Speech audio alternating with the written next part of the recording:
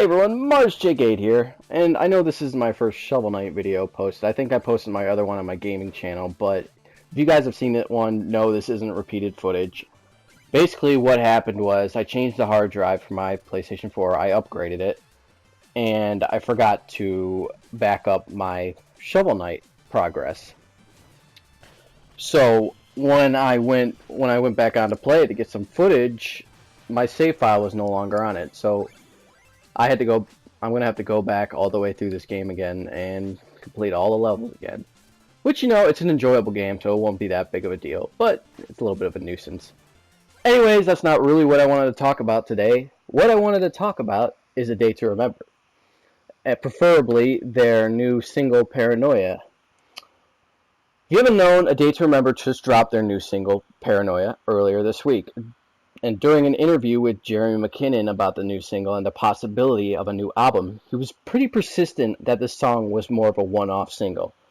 What I mean by that is something that they worked on in the studio, were excited by, and decided to release it as its own entity rather than being part of a full-on studio release.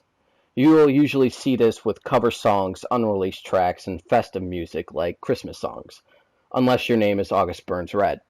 But here's the thing. I'm not so sure that I believe that.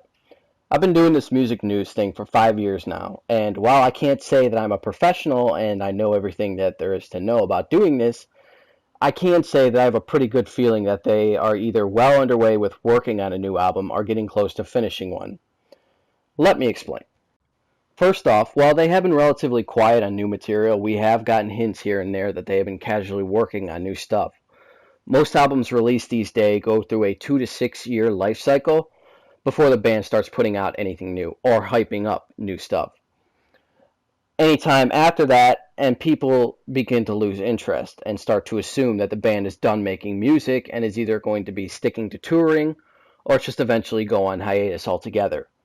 Seeing as it's been almost 4 years since the release of Common Courtesy, they're in the perfect position right now to start hyping up the release of new music. That being said, the launch of their new single was rather interesting. Most of the times when I see one-off singles, they aren't very hyped up. Usually a band will just upload them to sites like SoundCloud, Bandcamp, and YouTube and be done with it. But with A Day to Remember's new single, it was released through Apple's Beats One radio.